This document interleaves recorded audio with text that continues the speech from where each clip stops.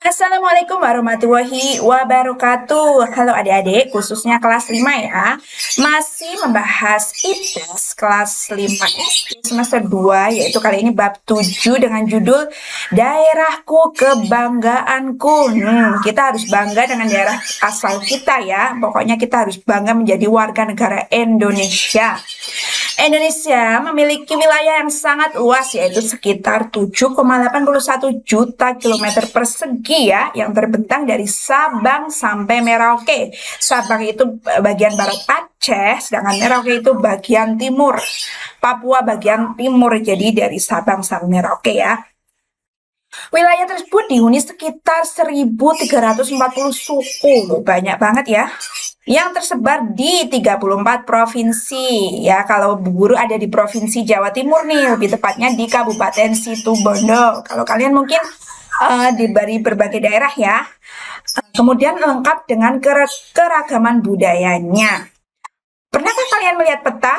Yang punya peta bisa dibuka ya. Kira-kira coba perhatikan nih, di bagian manakah tempat tinggal kalian sekarang? Kalau Bu Guru itu ada di Jawa Timur, di bagian ujung dekatnya Banyuwangi, disitulah kota Situbondo. Apakah nama daerah kalian? Mungkin kalian ada yang berasal dari Jawa Tengah, dari Pekalongan, Semarang, Kendal, Batang, atau mungkin dari Jawa Barat ya, ada yang dari Bandung, Karawang, atau mungkin yang berasal dari luar Jawa juga ada ya. Salam kenal semuanya ya. Mari kita belajar bersama.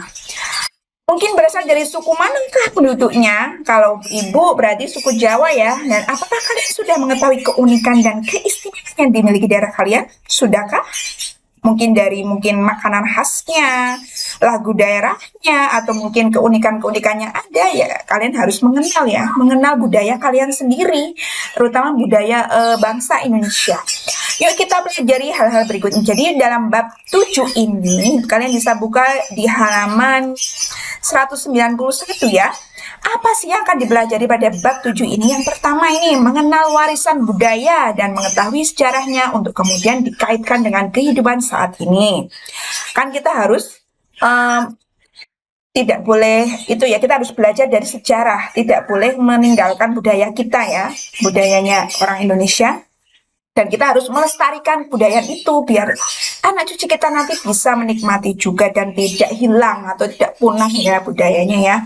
Nomor 2, menelaah kondisi dan aktivitas ekonomi yang terjadi di sekitar tempat tinggal kalian, tempat tinggal kita ya. Nah, untuk topik A, judulnya seperti apakah budaya daerahku?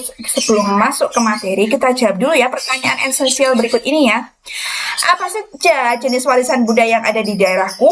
Warisan budaya itu ada 2 ya, warisan budaya benda dan warisan budaya tak benda. Kira-kira apa ya yang warisan budaya berupa benda? Benda itu bisa berupa makanan. Kalau daerah Ibu kan ada di Situbondo ya, berarti makanannya ya, makanan.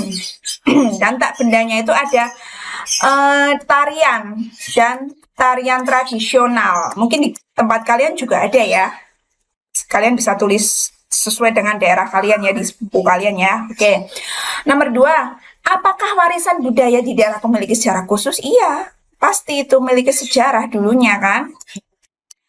Apakah di daerahku terdapat bentuk budaya yang merupakan hasil gabungan atau lebih budaya yang berbeda? Bisa jadi, bisa enggak ya. Kalau di daerah Ibu itu ada ya, itu contohnya tahlilan setelah orang meninggal selama 7 hari ya. Ini terpengaruh oleh budaya Hindu yang dulu masuk ke Indonesia ya. Jadinya orang-orang pada selamatan 7 hari, enggak orang hamil setelah 7 bulan diselamatin kayak gitu ya. Oke, ini kita lihat gambar ini. Ada 3 orang anak yang berada di candi apa ini? Candi Borobudur ya. Adakah yang pernah ke sini yang ada di Kabupaten Magelang ya? Biasanya kalau kalian piknik ke Jogja mesti mampir ke candi ini ya, terkenal banget ya. Megah sekali candi ini. Iya, masyarakat Magelang beruntung memiliki candi yang sangat terkenal ini. Sepertinya kita harus tahu tentang warisan budaya daerah kita sendiri. Daerah asalku punya warisan budaya terkenal juga tidak ya? Coba kalian teliti lagi. Indonesia merupakan negara maritim, betul, sesuai dengan seperti yang sudah Ibu jelaskan di bab 6 itu ya. Laut merupakan bagian yang menyatukan setiap pulau yang ada di Indonesia. Terlebih setelah manusia menemukan berbagai alat transportasi seperti kapal ya. Ternyata ternyata sejak zaman dahulu nenek moyang kita itu mudah membuat perahu ini ya. Ini merupakan relief. Relief itu kayak ukiran di dinding candi ya, relief di Candi Borobudur yang menggambarkan perjalanan laut ke daerah lain. Nah, di sini ternyata dari zaman dahulu sudah mengenal kapal ya. Makanya ada lagunya nenek moyangku seorang pelaut gitu kan.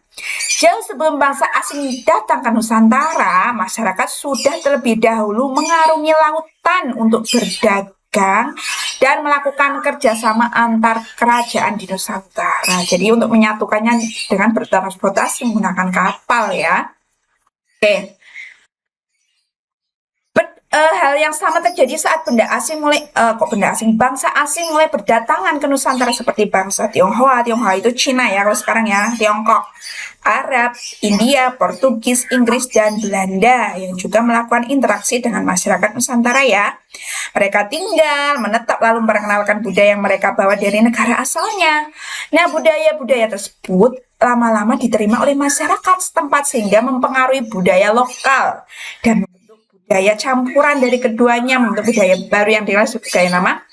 Ini penting ya, akulturasi dari kata culture. Culture itu artinya kebudayaan ya. Jadi akulturasi itu percampuran dua budaya, bisa menghasilkan budaya baru atau mungkin ada perubahan gitu ya.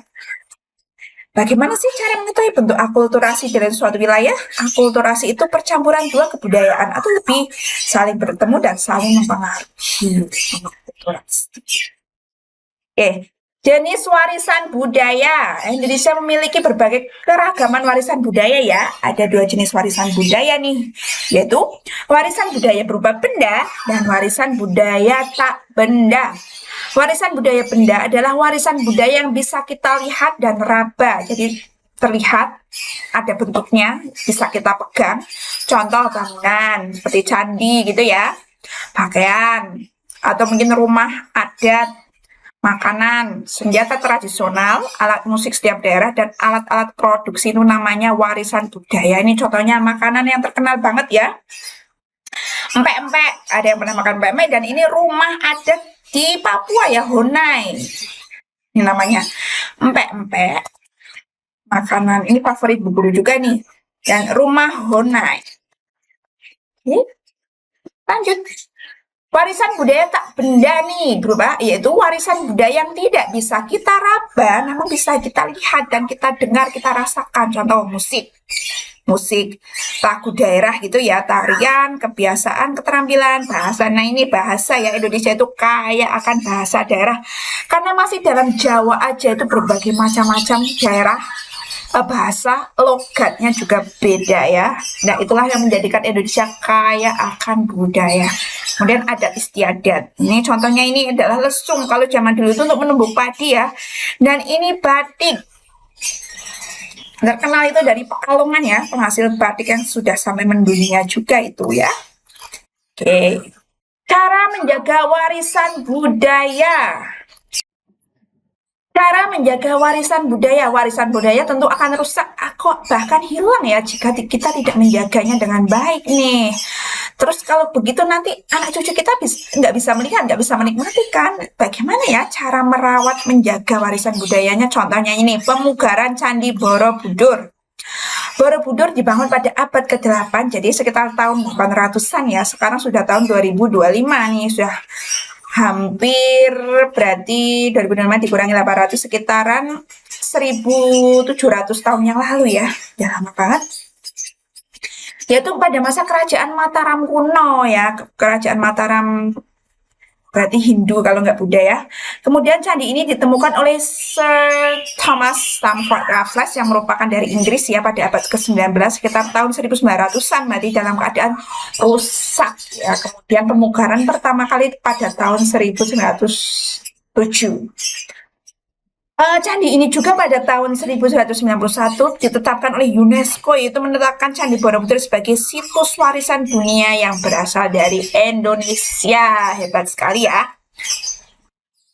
Nah ini yang Bu Guru garis warna hitam itu ini salah tulis ya ini ya. Sudah sampai sini saja. Kemudian apalagi cara untuk menjaga warisan budaya? yaitu kita menjaga kalian tahu kan pencak silat itu merupakan seni bela diri tradisional dari berbagai suku di Indonesia loh ternyata. Nah, bagaimana caranya biar tidak hilang, biar ada generasi yang mau belajar ya, dibuatlah upaya untuk memunculkan kembali pencak silat di masyarakat ya, seperti memasukkan pencak silat sebagai pelajaran di sekolah, mendirikan berbagai klub pencak silat, dan mengadakan lomba-lomba tingkat nasional maupun internasional. Bahkan bela diri pencak silat itu pernah muncul ya di film internasional sebagai upaya untuk memperkenalkan kepada dunia. Itu salah satu contoh menjaga warisan budayaan asli Indonesia ya. Oke. UNESCO sendiri apa ya? Singkatan dari United Nations Educational, Scientific, and Cultural Organization. Artinya salah satu organisasi perserikatan bangsa-bangsa di bidang pendidikan, ilmu pengetahuan, dan budaya ya. Oke. Apa yang sudah kalian pelajari dari topik A ini? Yang pertama ada dua jenis warisan budaya, yaitu warisan budaya benda dan warisan budaya tak benda. Yang kedua, warisan budaya benda berupa warisan budaya yang bisa kita lihat, kita raba, ya. Contohnya gedung, bangunan, candi, alat musik, pakaian adat, ya. Warisan budaya tak benda itu yang tidak bisa diraba ya, hanya bisa kita dengar atau mungkin kita lihat. Contohnya ya, musik, tarian, lagu-lagu daerah gitu ya. Warisan budaya kita bisa berbentuk karena adanya akulturasi tadi, percampuran dua budaya atau lebih ya yang saling mempengaruhi ya. Contohnya Candi Borobudur yang ada pengaruh budaya Hindu-Buddha di India. Warisan budaya harus dilestarikan agar tidak rusak atau punah, betul ya, dengan cara tadi ya, pemugaran candi-candi ya, merawat. Pelestarian warisan budaya dapat dilakukan dengan cara pemugaran dan mempelajari warisan budaya yang ada ya. Semoga kalian paham. Semangat terus belajarnya. Ikuti terus materi-materi selanjutnya, kita akan membahas tentang topik B, yaitu kondisi perekonomian di daerahku. Sekian dulu. Wassalamualaikum warahmatullahi wabarakatuh.